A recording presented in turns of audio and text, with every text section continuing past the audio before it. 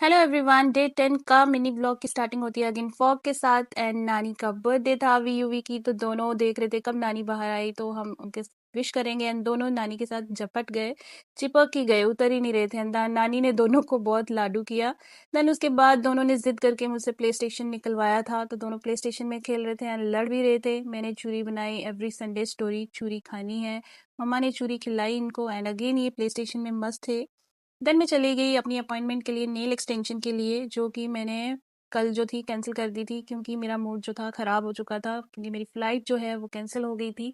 अब 2 दिन बाद की है। सो मैंने अपना नेल एक्सटेंशन करवाया, जो कि बहुत ही प्यारा आउटकम था इसका। I just fell in love with this. So अब देखो कितना प्यारा नेल आर्ट किया हुआ है। अगर आपको अच्छा लगा है तो आप ज़रूर कमेंट में बताना। देन मैं अपने क्लिनिक पहुंच गई, क्लिनिक का मैंने शूट लिया, अपना शूट लिया। एंड मैं चली गई अपने कैबिन में मैंने कुछ क्लाइंट्स को डील किया, जो कंसल्टेशंस थी उनको डील किया। देन उसके बाद हमारे एक क्लाइंट थे जिनको फेस का पीआरपी लेना था, जो कि थोड़ा सा पेनफुल होता है।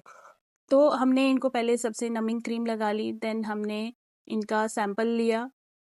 ये कह रहे थे कि मैंने इतने टैटूज बनवाए हैं तो पीआरपी तो मेरे लिए कुछ भी नहीं है। मैंने इनको बताया था कि पीआरपी थोड़ा सा पेनफुल होता है, क्योंकि जब प्लाज्मा अंदर जाता है तो थोड़ा वो पेनफुल होता है, बाकी आपको नीडल का प्रिक फील नहीं होगा नमिंग क्रीम की वजह से। तो कह रहे थे नहीं, मैंने तो बहुत टैटूज करवाए हैं, कोई फ़र्क नहीं पड़ता मुझे।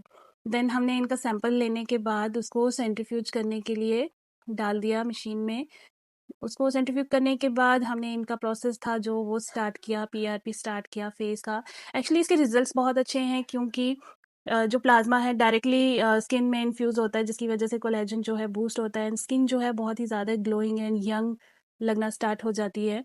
तो ये टैटू वाला दर्द नहीं है जनाब, ये पीआरपी वाला दर्द है। तो थोड़ा सा तो होगा, आफ्टर नमिंग क्रीम भी थोड़ा सा होता है। लेकिन इसके रिजल्ट्स बहुत ही ज़्यादा अमेजिंग हैं। देन उसके बाद इनको हमने वेम्पायर फेशियल दिया। क्लाइंट जो थे बाद में बहुत खुश थे, बहुत हैप्पी थे, क्योंकि जो प्लाज्मा का जो पेन होता है वो 1 सेकंड का होता है।